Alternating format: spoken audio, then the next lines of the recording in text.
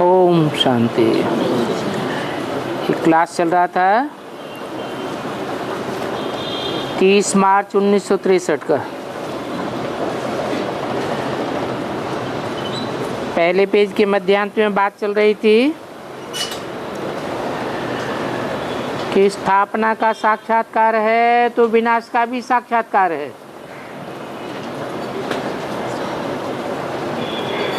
तुमको हेवन का साक्षात्कार कौन कराते हैं? जरूर जो स्थापना करने वाला है वो हेवन का साक्षात्कार भी कराते हैं, क्योंकि परमात्मा ही तो नई दुनिया रचेंगी ना। वहां हेवन में गॉड गॉडेस का राज्य था और वो मनुष्य सृष्टि भी जरूर वृद्धि को पाती है।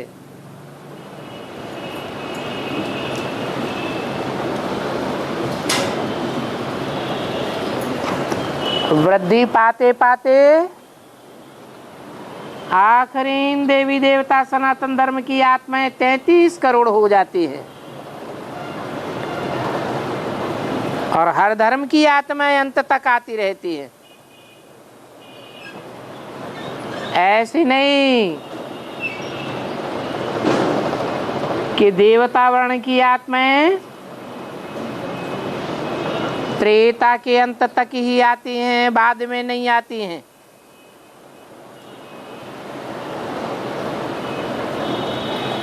तो 33 करोड़ देवताएं गए हुए हैं। ये राधा कृष्ण लक्ष्मी नारायण ये सब देवताएं थे।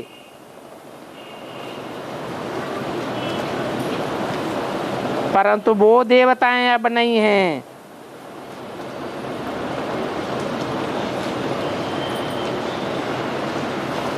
तो हिस्ट्री मस्ट रिपीट। फिर से कलयुग के बाद सतयुग आना चाहिए।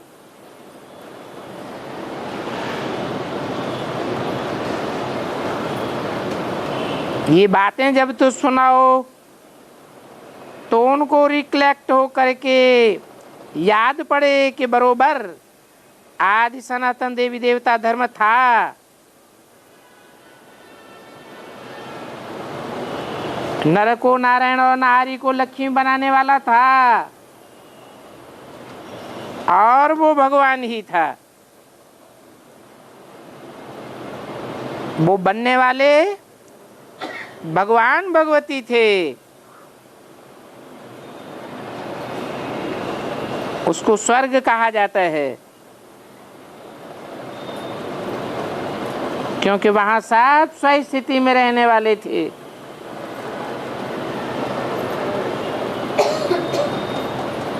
अभी वो स्व स्थिति में रहने वाले नहीं है तो अभी वो स्वर्ग भी नहीं है।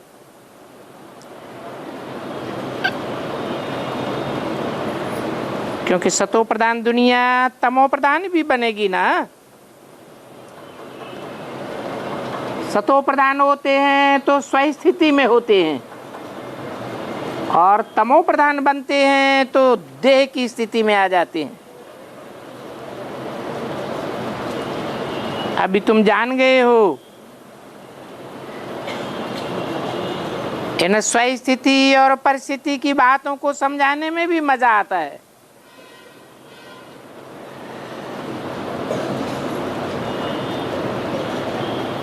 तो ऐसे नहीं कहना है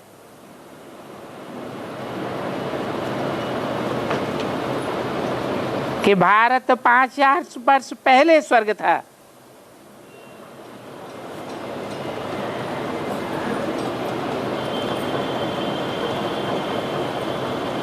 नहीं,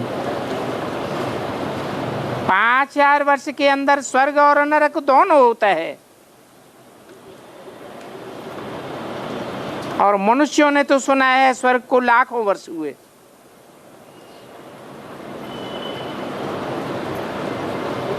अभी तुम तो बताते हो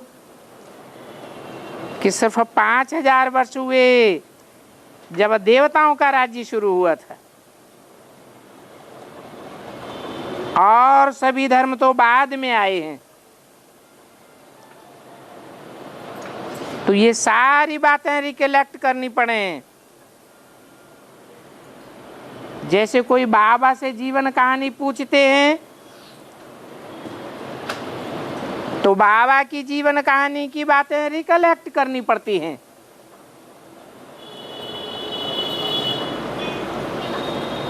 यहाँ तो हम शिव बाबा की बायोग्राफी बताते हैं।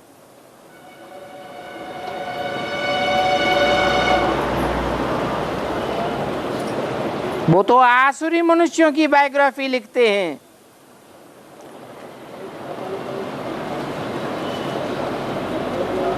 कौन वे माने कौन? बीके वालों ने कौन सी आसुरी मनुष्यों की बायोग्राफी लिखी?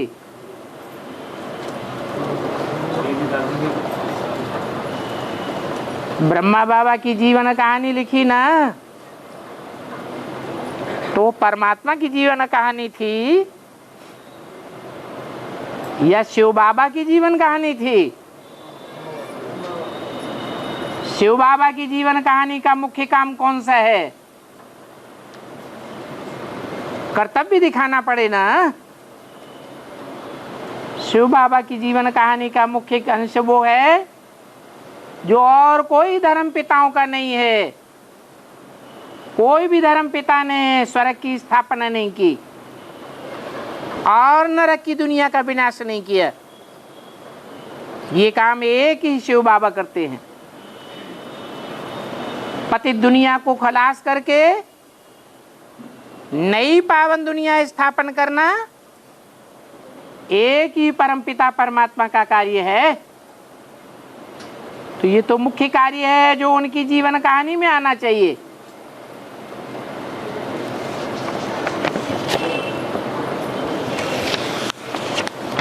ये है दैवी संप्रदाय की जीवन कहानी जो गाई जाती है।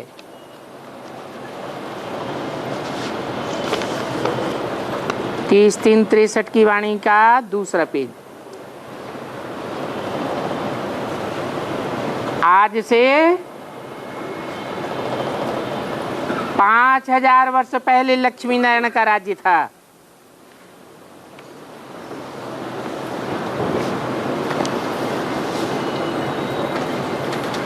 पांच 5000 वर्ष पहले था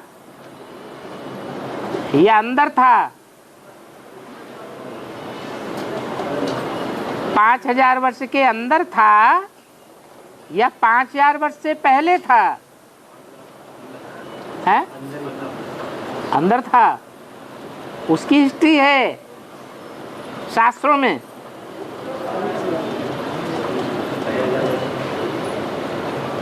जब तिथि तारीख बताई जाती है तो हिस्ट्री बताई जाती है। तो जिन लक्ष्मी नारायण के राज्य की बात शास्त्रों में आई है वो नर से नारायण बनने वाले थे। कहेंगे संगम युग था। स्वर्णिम संगम युग में लक्ष्मी नारायण का राज्य था। तो फिर उसके पहले क्या था? जरूर कहेंगे कलयुग था। अभी भी वही कलयुग है। तो जरूर इसके बाद सतयुग होगा। तुमको तो भोलानाथ शिव ने सारा राज समझाया है। जो राज समझाया है उसी पर ये गीत बने हुए हैं। ये नॉलेज और कोई नहीं दे सकता। बड़े बड़े धर्म पिताएं आए, विद्वान पंडित आचार्य आए, कोई ने भी ये नॉलेज नहीं दी होगी। कोई बता नहीं सकता कि न लक्ष्मी नारायण को राज्य कैसे मिला, कब मिला, वो तो कह देते हैं कि गीता ज्ञान द्वापर के अंत में कृष्ण भगवान ने दिया। अरे कृष्ण स्वयं 16 कला संपूर्ण बनने वाला है या बनाने वाला है? वो तो स्वयं ही 16 कला संपूर्ण बनने वाला है। नर को नारायण बनाने का काम एक परम पिता परमात्मा का है, और कृष्ण तो बच्चा है, वो नर को नारायण कैसे बनावेगा? कलयुग अंत में तो कोई राजा रानी भारत में थे ही नहीं जिनका कोई को वर्षा मिले। न वहां कलयुग के अंत में सोने के महल होते हैं, वहां तो भारत कंगाल हो जाता है। फिर बताए कोई कि धक्क से सतयुग आदि में इतना धनमाल कहां से आ गया?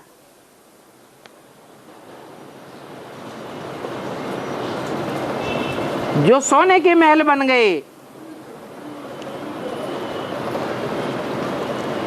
इसको जादू का खेल कहेंगे।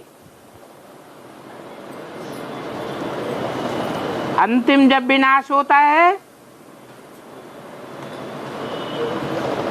तो बड़ी जोरों से सारी दुनिया में बड़े बड़े भूकंप आते हैं।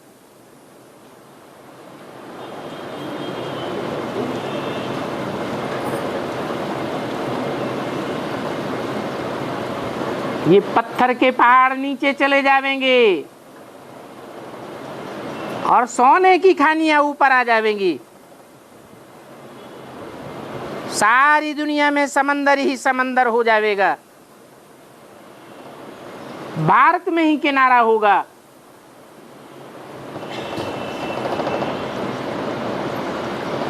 समंदर जोर से उबाल मारेगा, बौखलाहट आएगी। समंदर के अंदर के सारे हीरे रतन जवाहरात कहां पहुंचेंगे? किनारा कहां होगा? है भारत में ही होगा।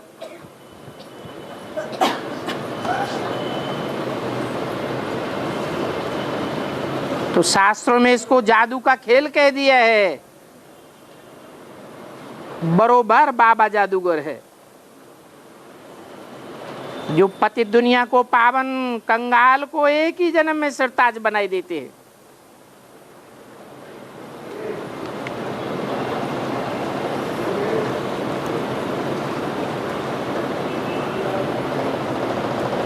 वो जादूगर होते हैं, वो भी पैसे की रिद्धि सिद्धि से लोगों को ठगते हैं।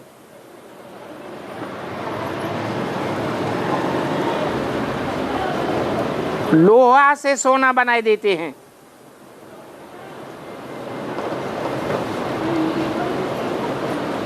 तो ये बेहद का बाबा है, जो फिर सारे भारत को कंगाल मोहताज से एकदम बैकुंठ बनाई देते हैं। ये है ईश्वरीय रिद्धि सिद्धि, जो रिद्धि सिद्धि दुनिया में और कोई मनुष्य नहीं कर सकता। वो तो झूठी रिद्धि सिद्धियां होती हैं अल्पकाल की, और ये तो प्रैक्टिकल बात है। 2500 साल के लिए नई दुनिया खड़ी हो जाती है।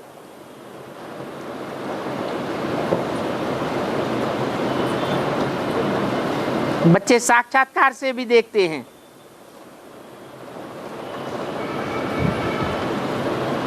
तो बच्चों को जरूर खुशी होती है, खुशी का पारा चढ़ेगा ना। हम जानते हैं बाबा स्वर्ग का मालिक बनाने के लिए हमको राजयोग सिखाए रहे हैं।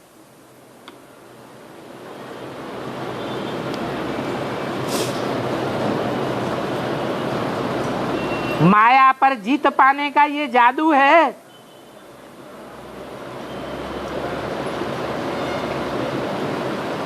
ये जादू का खेल सिखाने वाला बेहद का बाप है। ये राज की बातें हैं।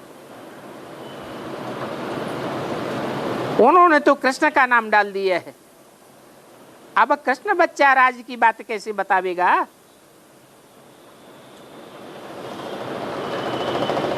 भक्ति मार्ग में तो राजाई के लिए योग नहीं सीखा जाता है।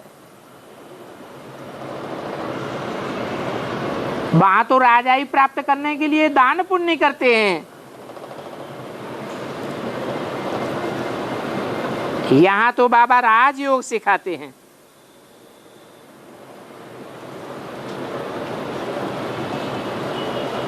और ये राजयोग सीखने के लिए निवृत्ति मार्ग वाले नहीं चाहिए। कौन चाहिए? प्रवृत्ति मार्ग वाले चाहिए। नर नारी दोनों चाहिए,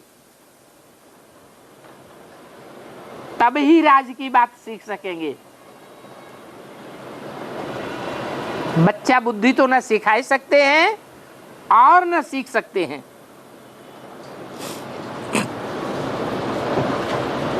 उन्होंने तो कृष्ण उर्फ ब्रह्मा को ही राजयोग सिखाने वाला भगवान साकार में मान लिया है। ये सब झूठी बातें हैं। राजयोग से तो नर से नारायण बने हैं। अरे नर से कोई नारायण बना क्या? अगर नर से नारायण बना होता तो ब्रह्मा का नाम दुनिया में बाला हो जाता, मंदिर बनाए जाते, पूजा होती, मूर्तियां बनती। परंतु ब्रह्मा की तो मूर्तियां नहीं बनती हैं। उनको तो बच्चा बुद्धि कहेंगे। ब्रह्मा से ज्यादा बुद्धि तो मम्मा की चलती थी। तो ये राजयोग नर और नारी दोनों को सिखाया जाता है। ये प्रवृत्ति मार्ग का ज्ञान है। ये स्कूल ही ऐसा है। बाप राजाओं का राजा बनाने के लिए राजयोग सिखाए रहे हैं।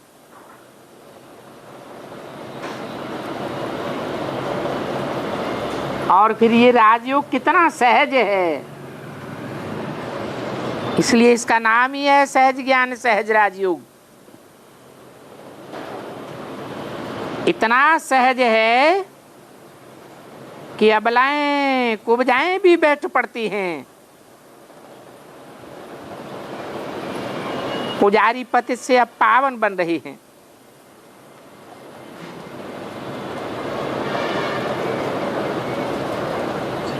तो ये पावन बनने वाली बुढ़ियां फिर क्या करेंगी? ऐसे नहीं कि ये पावन बनने के बाद मुक्ति धाम में बैठ जाएंगी। नहीं, फिर यहां नई दुनिया में आवेंगी। पुरानी दुनिया में वापस नहीं आवेंगी। पुरानी दुनिया तो खलास हो जाएगी। पुरानी दुनिया में होता है जीवन बंध। सबका जीवन बंधन में है। भगवान आकर के जीवन बंध से मुक्ति देते हैं तो सब आत्माएं मुक्ति धाम में पहुंच जाती हैं। तो कहेंगे जीवन बंध से जीवन मुक्ति में आते हैं। अभी तो सभी कंगाल हैं।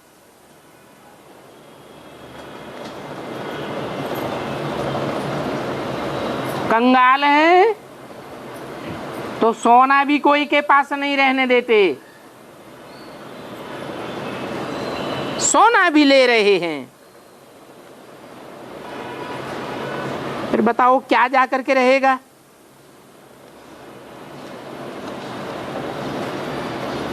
सोना चांदी हीरे जवाहरात देखने को नहीं मिलते। फिर तो जमीन रहेगी।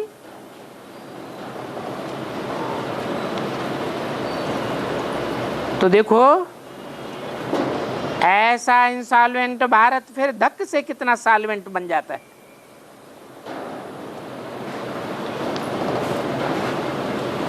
ये जमीन जो कलराठी होती जाती है,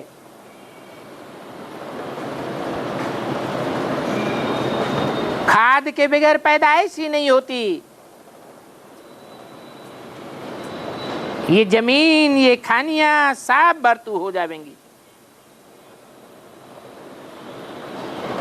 अभी तो ये सब खाली खोखली हैं।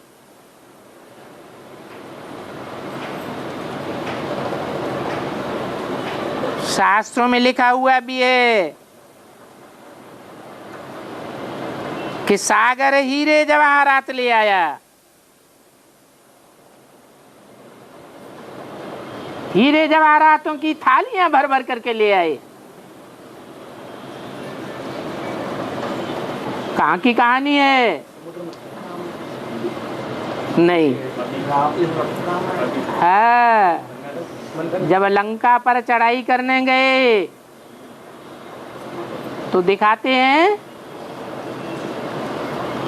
सागर को जब तीर मारा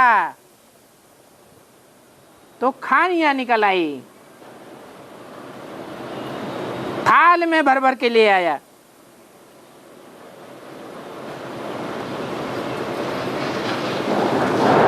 ये सागर से भी बहुत माल निकलेंगे।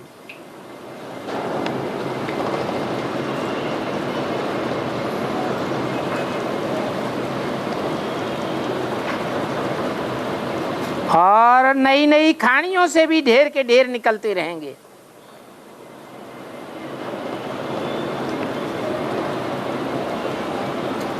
तो ये सब प्रकार का वर्षा बच्चों ने इस संगम युग पर ही शिव भोलानाथ से पाया है।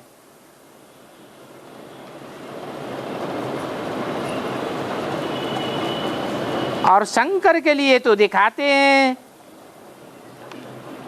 कि आंख खोलने से ही विनाश हो गया।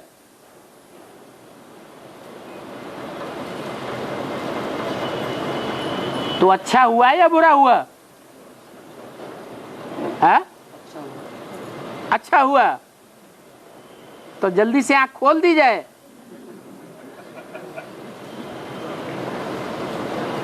है? डर तो नहीं लग रहा है? नहीं है? याद रखना,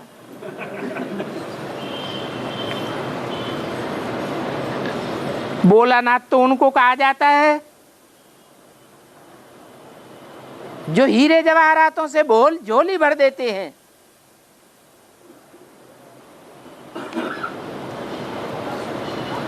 विनाश करे उसको भोलानाथ थोड़ा ही कहा जाता है।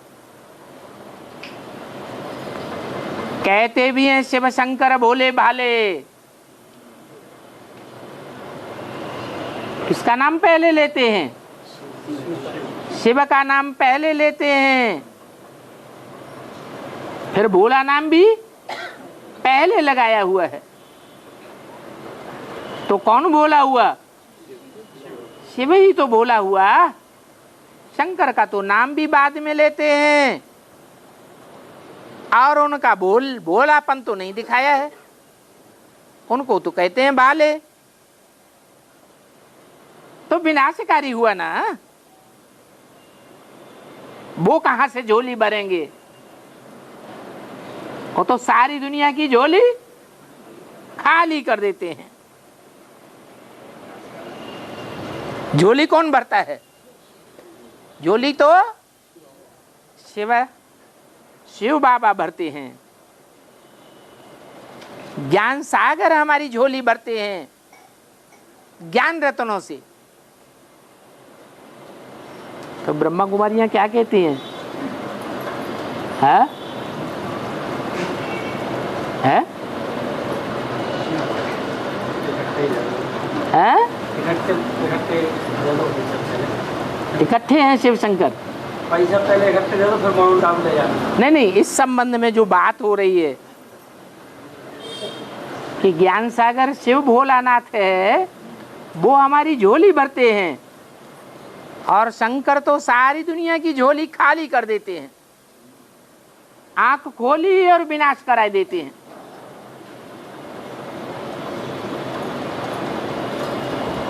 तो ब्रह्मकुमारियां क्या कहती हैं? उन्हें विनाश से डर लगता है या विनाश की बात सुनकर के खुशी होती है? उन्हें तो डर लगता है। अंदर अंदर से अविश्वास भरा पड़ा है कि विनाश होना ही नहीं है। अंडरग्राउंड कंक्रीट के महलमाड़ियां बनाते रहते हैं, कितना पैसा इकट्ठा करते हैं। अब झोली भरने वाला निराकार है या साकार? झोली भरने वाला तो निराकार है। शंकर निराकार है या उसकी मूर्तियां बनती हैं? उसकी तो मूर्तियां बनती हैं। मूर्ति साकार की यादगार है या निराकार की यादगार है? मूर्ति तो साकार की ही बनाई जाती है। शंकर तो आकारी दिखाते हैं। आकारी माने क्या? आकारी का मतलब है मनन चिंतन मंथन में जिसकी बुद्धि लगी रहे, साकारी दुनिया की बातों में जिसकी बुद्धि न जाए। देह में, देह के संबंधों में, देह के पदार्थों में अगर बुद्धि जाती है तो साकारी कहेंगे या आकारी कहेंगे? साकारी कहेंगे।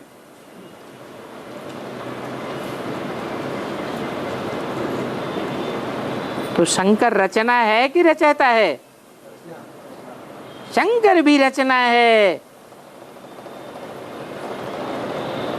तो महिमा सिर्फ एक निराकारी शिव बाबा की है। उनके लिए गाते भी हैं ऊंचा तेरा नाम, ऊंचा तेरा काम, ऊंचा तेरा ठाव। बाबा कहते हैं मैं कालों का काल हूं। क्या? बड़े से बड़ा काल कौन है?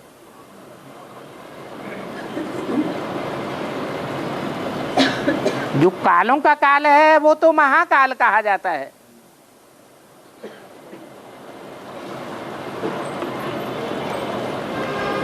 फिर आखिरी काल कौन है जिसके बाद कोई को काल नहीं खाएगा? अरे सबको नंबरवार काल खाता है या नहीं खाता है? तो आखिरी काल भी होगा ना। कौन है? है? अरे सबसे अंत में काल किसको खाएगा? है? शंकर को। शंकर को काल नहीं खाएगा। वो कभी मरता नहीं है, कभी जन्म भी नहीं लेता है। ये तो बेहद की बात है। जन्म मरण का चक्र मनुष्य आत्माओं को आता है। मनुष्य उनको कहा जाता है जो आदि से लेकर के अंत तक मनन चिंतन मंथन में ही रहते हैं।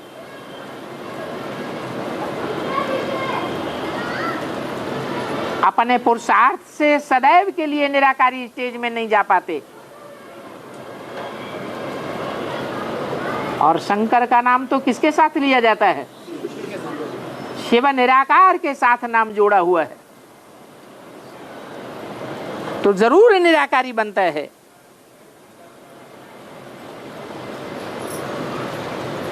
अभी तो मैं कहता हूं मैं गाइड बन करके आया हूं। शंकर कोई गाइड नहीं है। मेरे पीछे सभी मच्छरों से दस जावेंगे।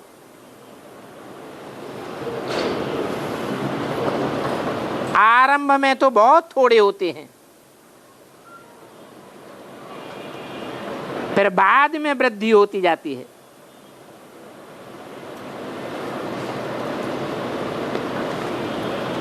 झाड़ सतो प्रधान से अवश्य तमो में आएगा।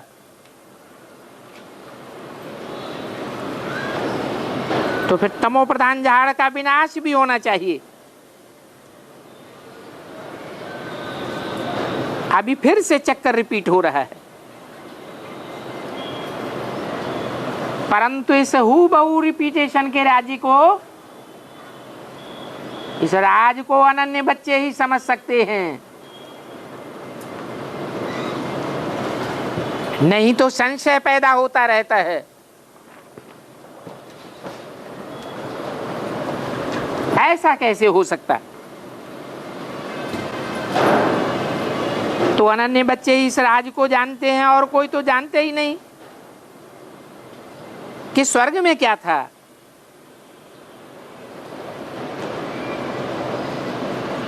ये खरी समझानी है जो बुद्धि में रहने से बड़ी खुशी होती है और है भी बहुत सहज। कोई को भी समझा सकते हो कि भारत सोने की चिड़िया थी,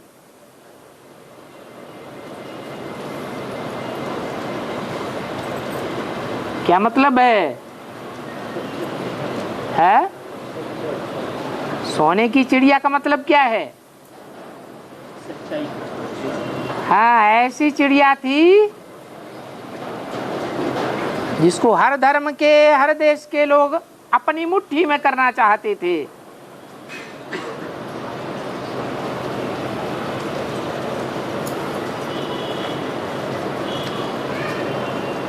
उन स्वर्गवासियों के चित्र भी रखे हुए हैं। वो चित्र कौन से युग के हैं? जो चित्र रखे हुए हैं स्वर्गवासियों के, वो कौन से युग के हैं?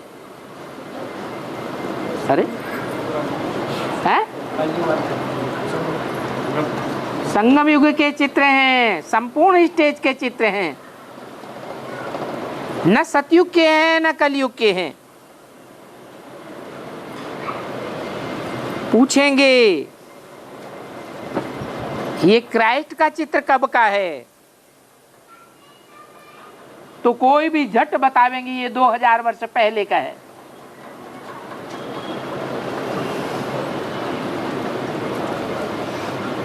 वैसे ही ये देवताओं का राज्य भी 5000 वर्ष पहले था। लक्ष्मी नारायण का राज्य अब नहीं है। वही लक्ष्मी नारायण अभी शूद्र बने हैं।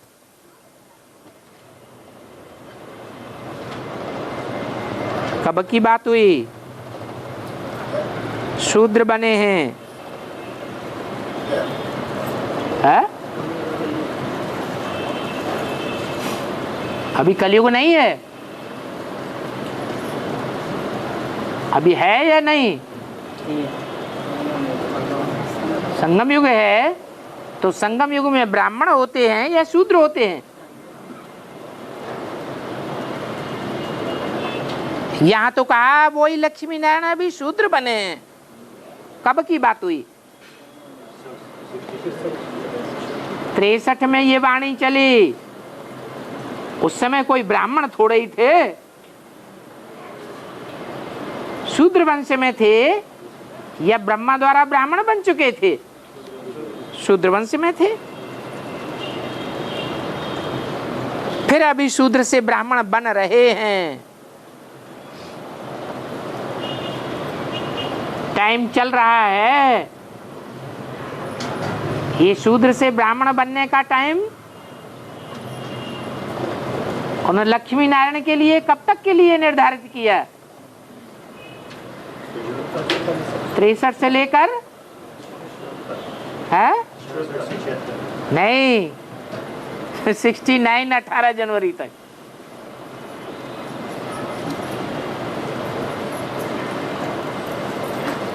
इस टाइम के अंदर अंदर उनको शूद्र से क्या बन जाना है? ब्राह्मण बन जाना है। किसके द्वारा? ब्रह्मा द्वारा ब्राह्मण बनना है। और पहला ब्राह्मण कहें या बाद वाला ब्राह्मण कहें, पहला ब्राह्मण कहें, तो इन वर्णों पर भी समझाना सहज है। 84 जन्म हम चारों वर्णों में चक्कर लगाते हैं। ये हमारा अंतिम ईश्वरीय जन्म है। और ये ईश्वरीय जन्म ब्राह्मणों का संगम पर होता है।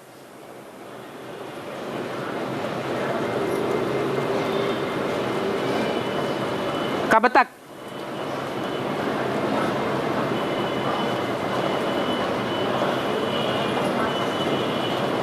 कब तक होता है?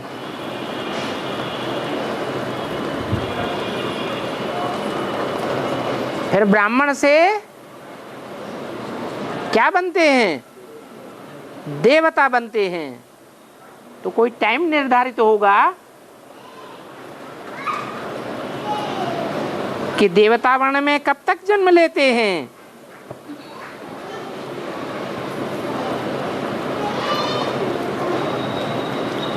कोई आखिरी पॉइंट है? अच्छा, आखिरी नहीं तो शुरुआत का पॉइंट है? है?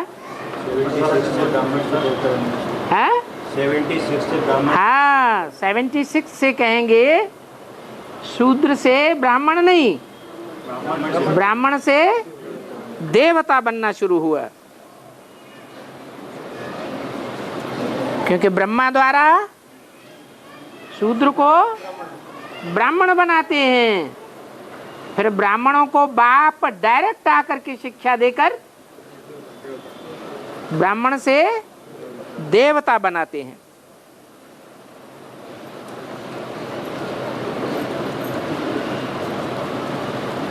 डॉक्टर से डॉक्टर बनाया जाता है, इंजीनियर से इंजीनियर बनाया जाता है।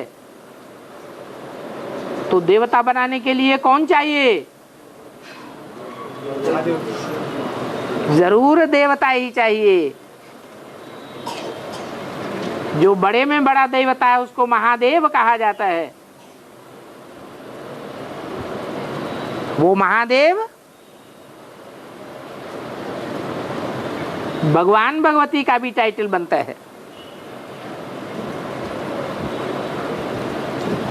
वास्तव में भगवान तो एक को ही कहा जाता है। फिर वही देवता वर्ण से फिर क्षत्रिय वर्ण में 12 जन्म लेंगे।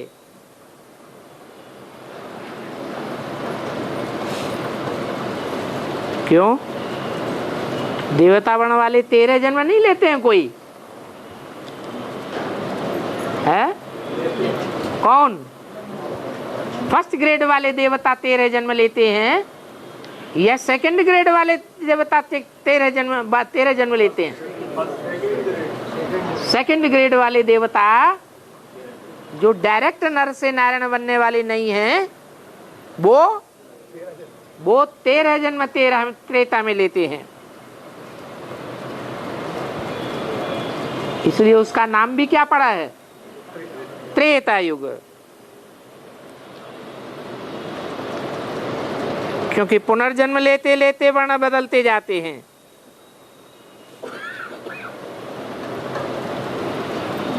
हम ही इन वर्णों में ट्रांसफर होते हैं। पुनर्जन्म लेते लेते सतो प्रधान से सतो, फिर रजो, फिर तमो में जाते हैं। तो बताओ, सबसे जास्ती अलौकिक जन्म किस समय का है? सतयुग का है, त्रेता का है, द्वापर का है या कलयुग का है? संगम युग का है। जो अच्छे अच्छे बच्चे हैं उनको तो ये ज्ञान की बातें जैसे उंगलियों पर याद रहती हैं। ये भी बायजोली है अथवा कहें स्वदर्शन चक्र है। स्वात्मा को अपने 84 जन्मों के चक्कर का ज्ञान मिला है। कि हम कैसे कैसे, कहाँ कहाँ, किस नाम रूप से, कौन कौन से स्थान पर 84 जन्म लेते हैं।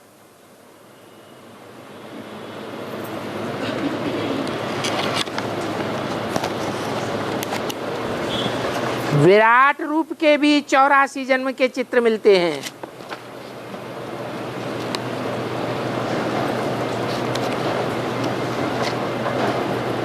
क्या कहा?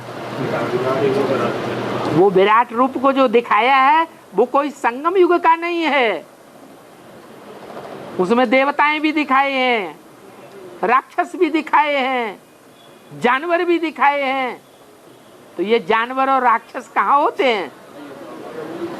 द्वापर कलयुग में होते हैं। देवताएं कहाँ होते हैं? है? देवताएं होते हैं सतयुग में। और भगवान भगवती कहाँ होते हैं? संगम में भगवान भगवती होते हैं। तो ये विराट रूप के छपे हुए चित्र भी हैं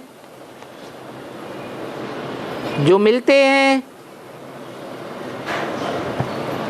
30-3-63 की वाणी का 3रा पेज।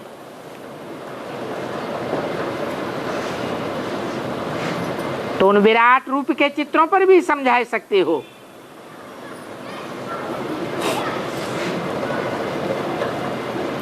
कि भारत की वृद्धि कैसे होती है।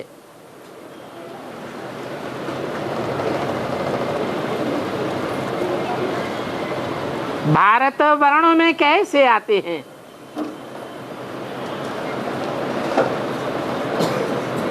सो ये नाटक सारा बना हुआ है भारत पर।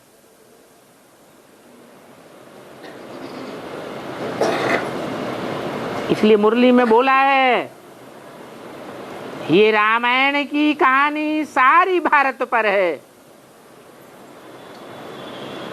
परंतु समझाने का खैर चाहिए।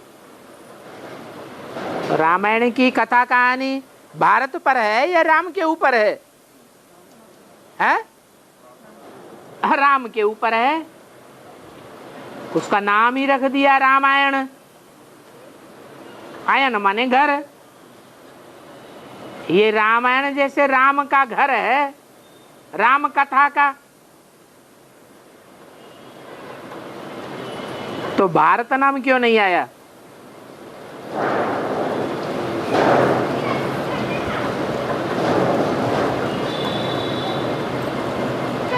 क्योंकि राम को कौन से युग में ले गए हैं?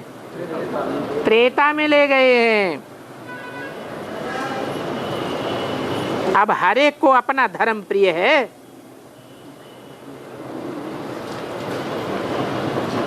परंतु हमारा धर्म सभी से वंडरफुल है।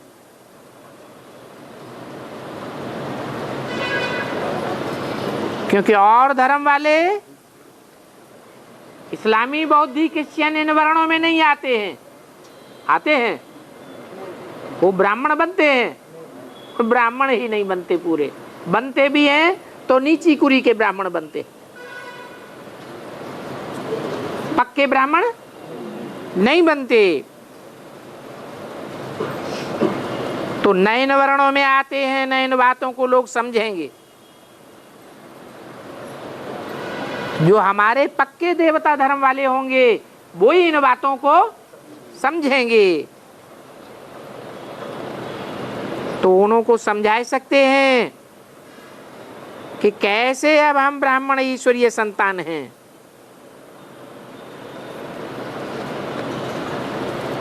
ईश्वर तो निराकार को कहा जाता है, परंतु वो निराकार भी जरूर साकार में आकर के ईश्वरीय संतान बनाते हैं।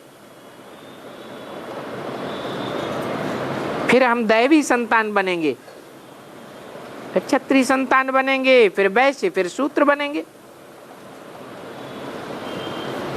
तो ये सारा ज्ञान अभी हम ब्राह्मणों को है।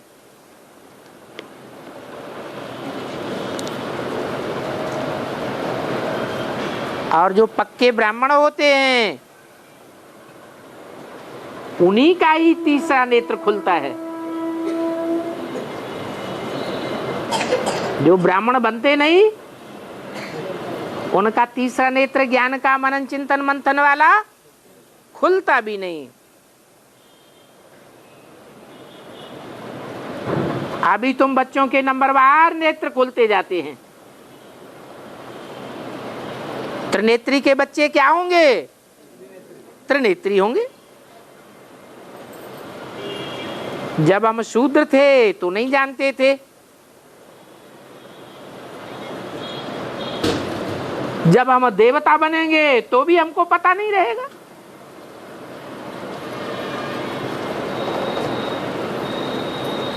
अगर पता पड़ जाए तो क्या होगा? है? अगर देवताओं को पता पड़ जाए इस ज्ञान का तो क्या नुकसान हो जाएगा? उनको दुख पैदा हो जाएगा कि हम नीचे गिर जाएंगे। तो वहां तो दुर्गति होती ही नहीं, मन में दुर्गति की कोई भी बात आती ही नहीं। तो इस समय सारा दिन नॉलेज बुद्धि में फिरता रहे तो जरूर तुम्हारी बुद्धि में खुशी का पारा चढ़ा रहेगा। परंतु क्या परंतु है? परंतु ये दुनियावी माया बुलाए देती है।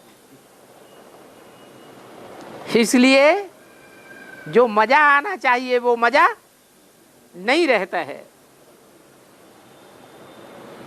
नहीं तो यहां मुरझाने की तो बात ही नहीं है।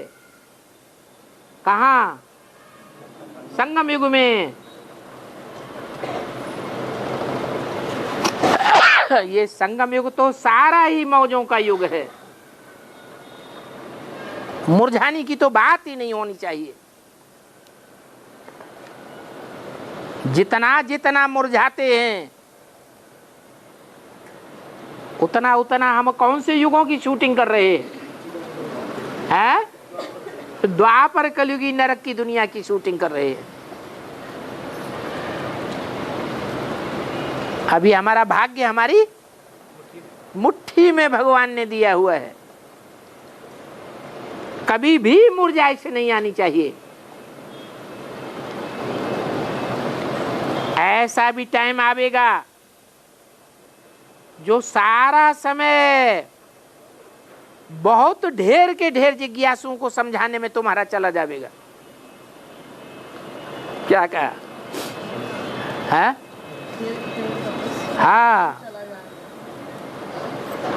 तुमको खाने की भी फुर्सत नहीं मिलेगी।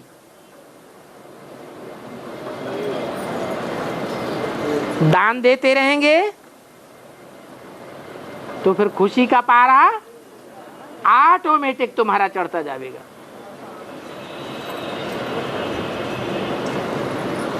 जितना दान करेंगे उतना खुशी चढ़ती जाएगी। तो बाप पहचान देते हैं कि तुम किस किस को समझाओ। क्या? किस किस को समझाओ? है? वो तथाकथित ब्राह्मण तो बड़े बड़े आदमियों के पीछे पड़े रहते हैं। 20 बार उनके पास जाओ तो भी ध्यान से सुनते ही नहीं। जैसे कि उनको पहचान ही नहीं है किसको समझाना चाहिए, किसको नहीं समझाना चाहिए, किसको समझाना चाहिए। तुम्हारे कुल का होगा तो एक बार थोड़ा सा भी सुनेगा तो बुद्धि से चटक पड़ेगा।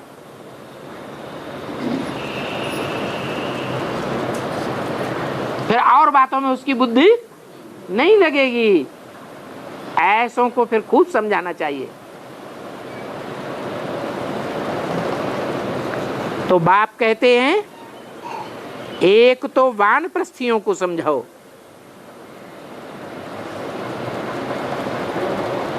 क्या? इसको समझाओ, वानप्रस्थियों को समझाओ।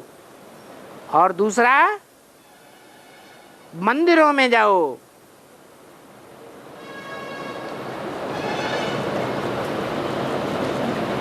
हद में भी वानप्रस्थी होते हैं, बेहद में भी होते हैं।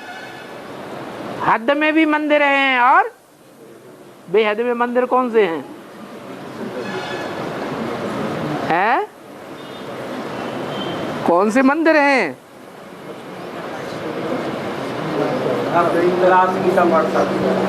गीता पाठशालाएं भी मंदिर हैं और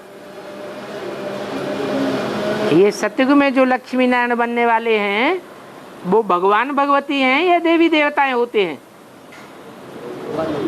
वो देवी देवताएं हैं। उनके मंदिर कहाँ मिलेंगे? ब्राह्मणों की दुनिया में ही उनके मंदिर हैं बेहद के, या बाहर की दुनिया में है? कहाँ है? बेसिक में। तो एक तो वानप्रस्थियों को समझाओ और दूसरे किसको? मंदिरों में जाकर के समझाओ। ये लक्ष्मी नारायण का मंदिर बहुत फर्स्ट क्लास मंदिर है।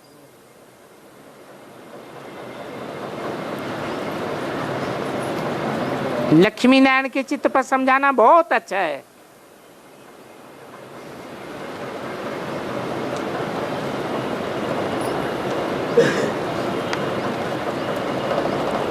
उन पर लिखा हुआ भी है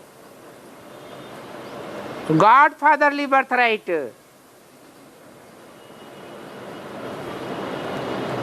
उन्हों को वर्षा मिला है गॉड का, तभी तो गॉड गॉडेस कहे जाते हैं।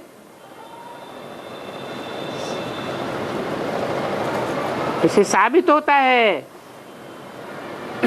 कि गॉड फादर भगवान ही स्वर्ग की स्थापना करते हैं।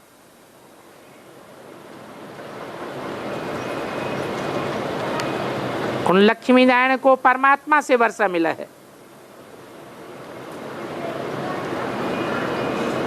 तो लक्ष्मी नारायण के मंदिर में भाषण करना सबसे अच्छा है।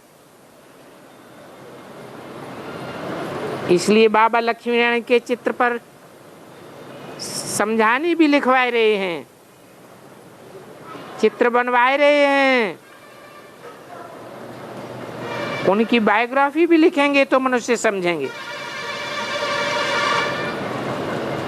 जैसे कल्प पहले चित्र बनाए हैं वैसे ही बनावेंगे। हमारा पुरुषार्थ कल्प पहले मुवाफिक चल रहा है।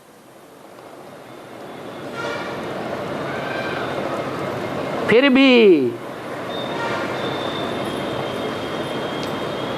कर्म तो हमें करना ही है।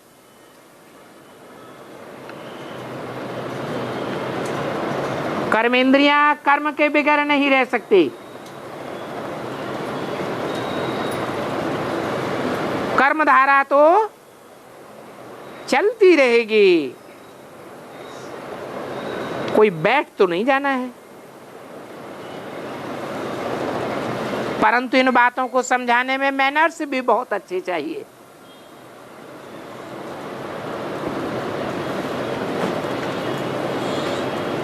बाबा मम्मा और जो अनन्य बच्चे हैं उन्हीं की प्रैक्टिस है।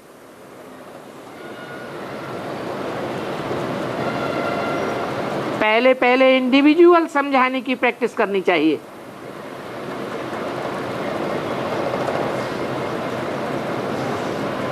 बाद में भाषण करना।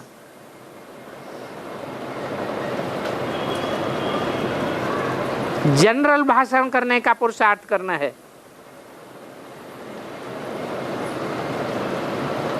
और भाषण करने में सबकी हिम्मत चाहिए। यहां तो हर बात सीखी जाती है। बताना है कि योग से आयु बढ़ती है और ज्ञान से क्या मिलता है? ज्ञान से जन्म जन्मांतर के लिए धन मिलता है। यहाँ जितना बेहद का ज्ञान उठावेंगे उतना वहां जन्म जन्मांतर के लिए धनवान बनेंगे। ये सूक्ष्म ज्ञान रतन ही तुम्हारे स्थूल धन बन जाएंगे। योग से आयु कैसे बढ़ती है?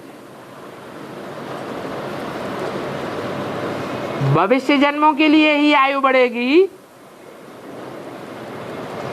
या यहाँ इस जन्म में भी आयु बढ़ सकती है? कैसे?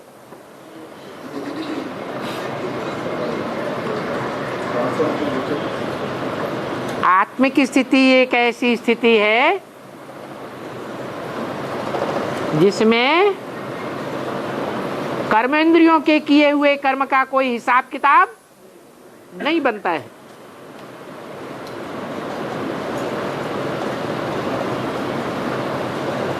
जैसे वो हठ योगी होते हैं, कहते हैं हर मनुष्य आत्मा के जीवन में श्वासें हैं। जितनी श्वासें हैं उतनी आयु होगी। तो वो तो कुंभक लगा करके श्वास रोक करके बैठ जाएंगे,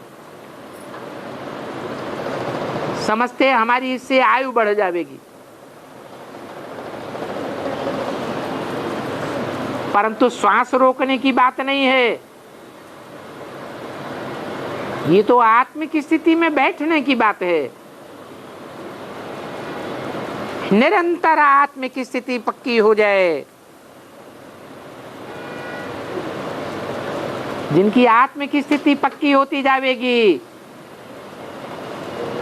उनकी भूख प्यास भी कम होती जाएगी। ये पाठशाला है जहां मनुष्य से देवता बनते हैं। ये सतयुग में देवी देवताएं थे, ये तो झूठ खंड है। झूठ खंड में झूठ बोलने वाले, दुख देने वाले राक्षस होंगे या देवता होंगे? अभी तो वो देवताएं नहीं है। कर्म इंद्रियों से दिव्य कर्म करने वाले कोई भी नहीं है।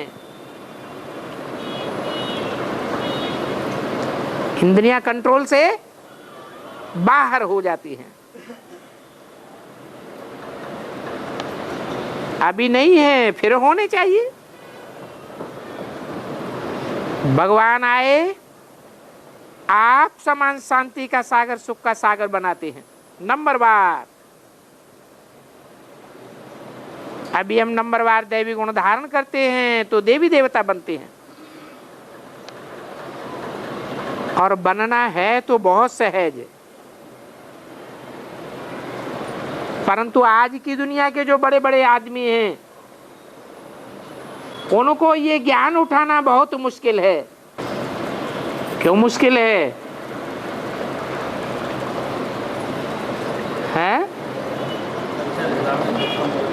क्योंकि उनको दुनियावी मान मर्तबा बहुत चाहिए। तुमको तो ईश्वरीय मर्तबा पाना है।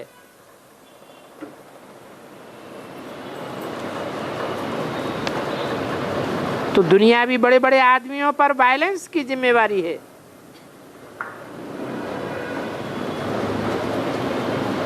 रिस्पॉन्सिबिलिटी है, तो उसमें ही बिजी हो जाते हैं।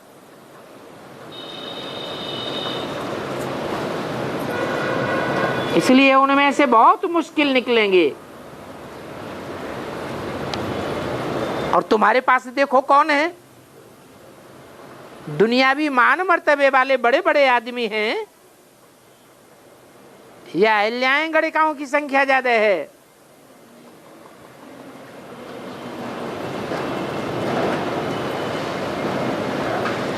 और खास तेरा नाम तब निकलेगा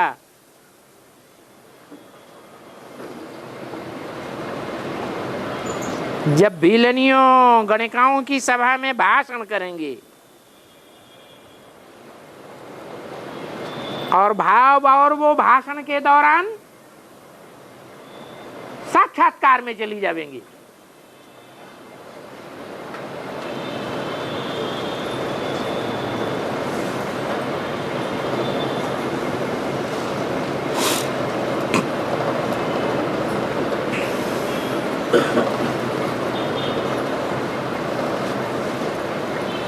फिर बैठ सन्यासियों को ज्ञान देंगी।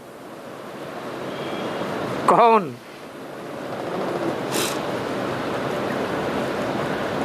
जब वो सन्यासियों को बैठ ज्ञान देंगी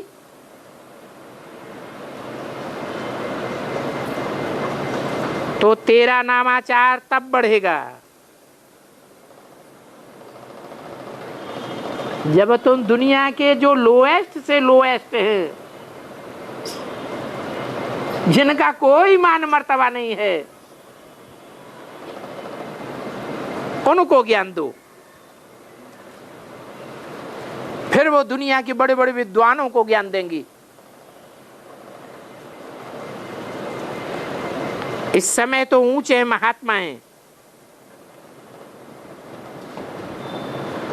उन बड़े बड़े सन्यासियों महात्माओं को तुम ही ज्ञान देंगे।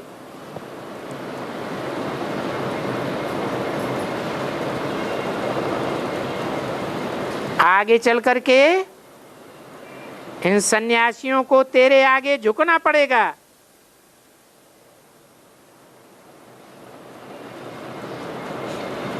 अभी तो तेरा बहुत सामना करते हैं और आगे और भी करेंगे। तुम्हारी तो शक्ति सेना है, फिर तेरा नाम बहुत बाला हो जाएगा।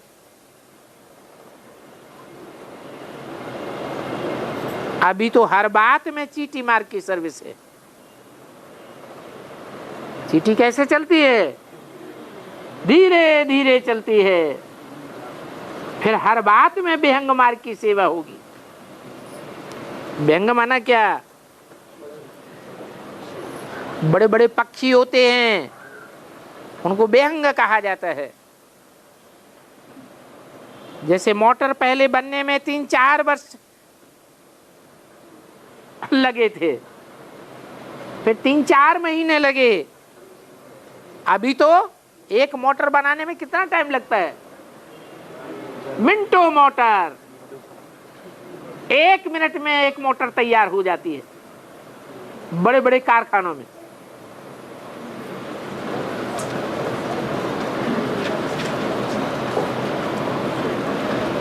मोटर आगे बढ़ती जाती है, एक एक पुर्जा लगाने वाले पुर्जा लगाते जाते हैं। आखिर में फिनिशिंग करने वाला आखिरी फिनिशिंग करेगा, 1 मिनट में एक मोटर निकालता जाएगा। अच्छा, बच्चों को गुड मॉर्निंग।